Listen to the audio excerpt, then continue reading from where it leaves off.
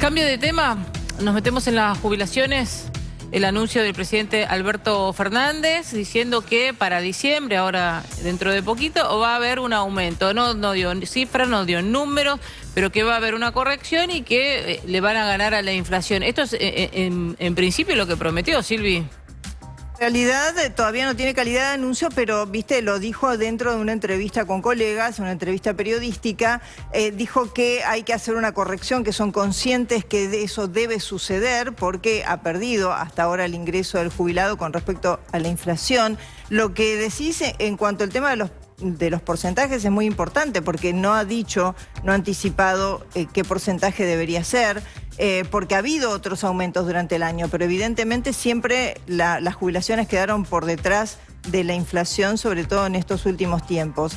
Tampoco aseguró, si bien dijo que debería ser para todos, pero en ese caso fue como un poco más dubitativo, porque se presume en algunos sectores que a lo mejor algún tipo de jubilación después de determinado monto tal vez no podría recibir esta corrección. Se esperaba así, como se había anticipado, un aumento más para fin de año. También hay quienes habían hablado de un bono. Sí. En este caso el presidente no asocia esta corrección con un bono. Yo interpreto que habla de justamente corregir los montos para dar un piso diferente y más lógico de las remuneraciones, pero tampoco descartó lo del bono. Así que la expectativa podría llegar a ser que se produzcan las dos cosas para fin de año. Habrá que ver. Habrá que ver. Mira, si te parece, Silvi, tenemos una abogada constitucionalista, Bárbara... previsionalista, no constitucionalista, previsionalista, Bárbara Yargorodowski, con nosotros para preguntarle todo esto. Bárbara, ¿cómo te va?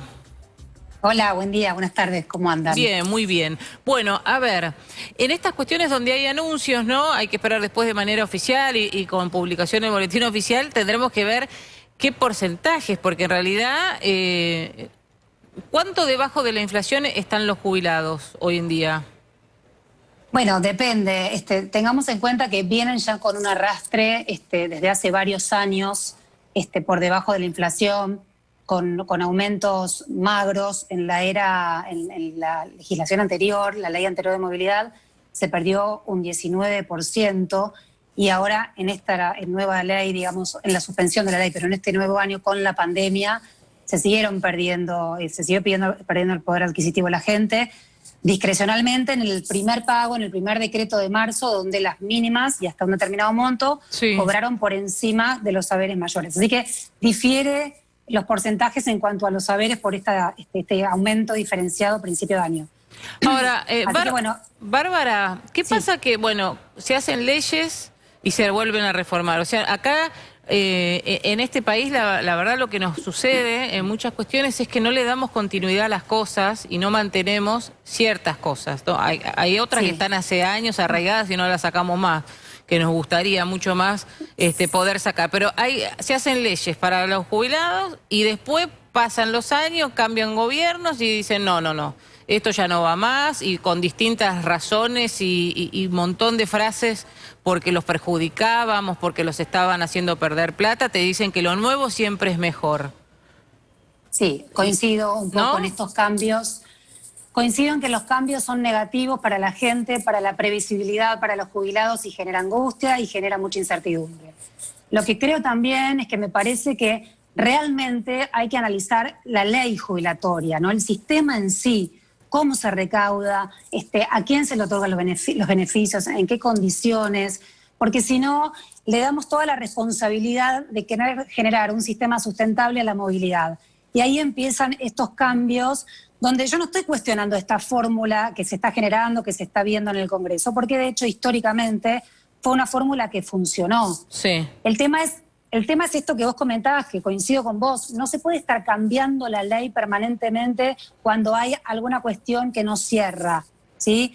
Si bien, por esto te digo, si bien esta ley funcionó, en algún momento la cambiaron por algún ajuste que tampoco funcionó, porque también tengamos en cuenta que la ley de Macri tampoco funcionó, ¿no? Porque si no estamos como cuestionando una fórmula, y me parece que no ese es el punto. El punto es que no tiene que haber más cambios en función de la sustentabilidad del sistema, que realmente hay que ponerse a analizar el sistema. Esa es mi mirada. Bárbara, y a propósito de la nueva fórmula que está atada a recaudación, por ejemplo, cuando se tenga en cuenta lo recaudado en 2020, un año tan difícil, un año donde la gente dejó de pagar prácticamente todas estas obligaciones. Entonces, ¿qué pasaría con el haber de los jubilados?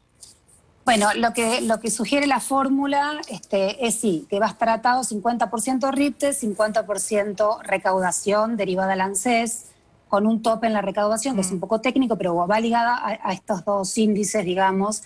Es cierto que estos índices este año fueron bastante magros, pero bueno, tenemos que tener en cuenta, me parece que esto también es muy importante, que estamos analizando una fórmula en un contexto de emergencia, ¿no?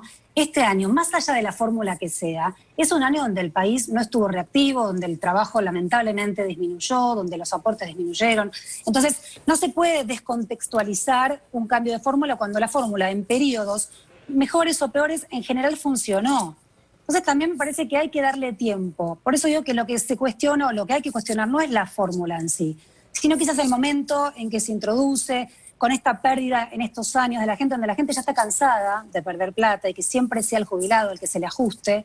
Me parece atinado que el presidente haya dicho que están evaluando el tema de un bono o de una corrección o de algo que por lo menos compense este año. ¿Y de cuánto debería ser esa corrección? Porque ¿cuánto se ha aumentado hasta ahora? Han sido aumentos relativamente leves, ¿no? De menos del 10%. Fueron leves y en marzo depende, porque por ejemplo, para las jubilaciones mínimas y los saberes casi mínimos en marzo superaron el aumento que los saberes mayores, con lo cual ahí hubo un poco de recomposición de lo que venían perdiendo. Así que bueno, hay que ver cuánto va. Pensamos que por decreto es discrecional, es un aumento que todavía no lo conocemos. Sí, eso lo vamos a ver, pero digo desde su punto de vista y su análisis de los porcentajes, ¿cuánto debería ser para que el presidente diga que que no van a perder frente a la inflación? Teniendo proyecciones de inflación en este momento que superan el 40%. Claro.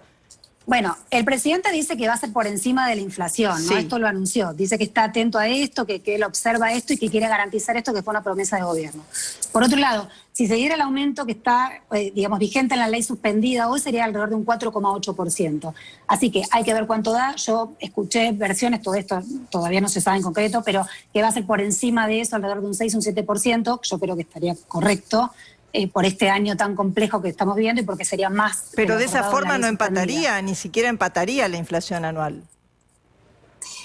Hay que ver cuánto es son estimaciones, es lo que uno escucha. Hay que ver cuánto da en concreto. Es lo mismo que escuchamos nosotros, pero por eso le preguntaba a usted cuál debería ser el cálculo, porque creo que los aumentos anteriores no superaron el 6, 7%, 5%, ahora un 6% los más. Aumentos estaríamos... ¿Por decreto? Sí. Los aumentos por decreto fueron 2,3% más 1.500 en marzo, 6,12 y 7,5. Fueron bastante magros, pero por eso digo, son aumentos por decreto en un momento donde hay una pandemia, donde el país se paró y que tienen la intención de corregir. No digo que esté bien lo que se hizo, al contrario. Pero ¿sabés qué pasa, Bárbara? Yo te escucho, ¿no?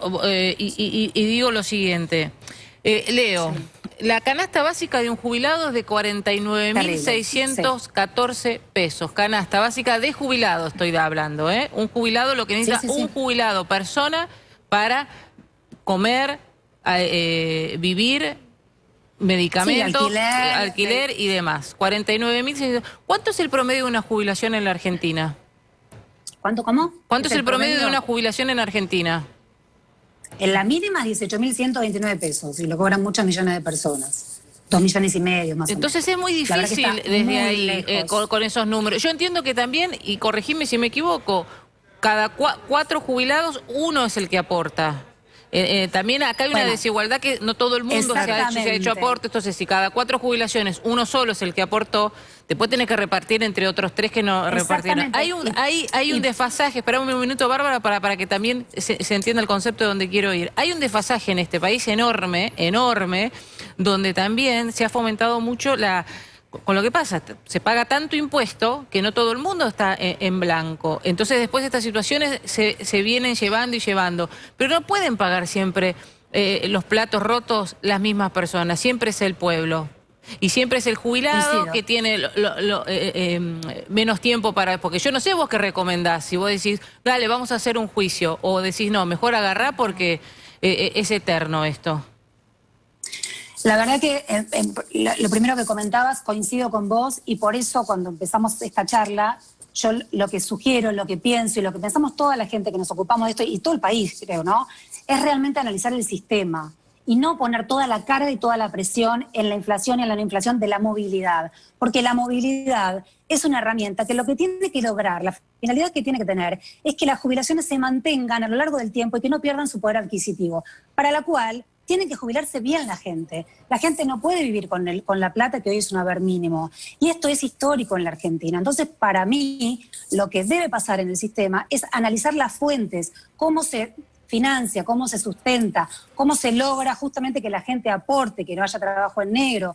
Todas estas políticas tributarias, laborales, tienen que estudiarse a fondo, tienen que analizarse para que el sistema sea sustentable por sí mismo. Bárbara, y no teniendo que hacer estos cambios intempestivos eventualmente y que perjudican a la de gente. la caja del ANSES además se nutren una cantidad de otros ingresos y de subsidios. Bueno, o sea eso que, es un se, tema, se ve que no estaría tan mal en todo caso lo que se recauda para las jubilaciones. El tema es que cómo se reparte. Hay que analizar digamos, de dónde se paga cada deficiencia, porque la verdad que también, si hay cantidad de gente que necesita inevitablemente una ayuda del Estado tiene que contribuir con esa gente. Y también, si las políticas laborales y tributarias y demás fueran mejores, más equitativas, esto también se reduciría. Hay que ver qué organismo se ocupa de saldar estas deudas. Por eso digo que hay que analizar el sistema en el fondo y no acotarlo en el análisis de la movilidad. A eso voy. Sí, el sistema y lo que se hace con el sistema, porque si después se va cambiando en todo caso las reglas de juego, porque se supone que el jubilado tiene que cobrar un porcentaje de lo que cobraba, claro, y de lo que cobraba en actividad, y eso evidentemente prácticamente no se aplica, si no es en alguna caja provincial o en algún rubro. Hay mucho que revisar, mirá, hay mucho que revisar porque la gente que aporta, cobra en proporción a lo que aporta en relación de dependencia. Pero, por ejemplo, los trabajadores autónomos, lamentablemente, aportan toda su vida y casi siempre van al haber mínimo. Por eso digo, no es solo corregir la movilidad, es corregir muchas aristas del sistema jubilatorio. Por supuesto que coincido que no es lo mismo una persona que no aportó y que una persona que aportó, que hay que estimular el aporte, que se tiene que reconocer ese esfuerzo contributivo en la gente. Lo que veo que hay mucha deficiencia en el sistema en sí mismo que hace que después pasen estas cosas, ¿no? Que una persona que aportó como autónomo 30, 40 años cobre también 18.000 pesos. Sí, ¿y qué se hace con toda esa caja que es la ANSES, que es enorme, que no es solamente para los jubilados, que son los que aportan o los que trabajamos y aportamos para el día de mañana? Es complejo. Yo te quiero agradecer, Bárbara. Complejo. Bueno, un cariño, hasta luego. Buenas tardes. Hasta luego.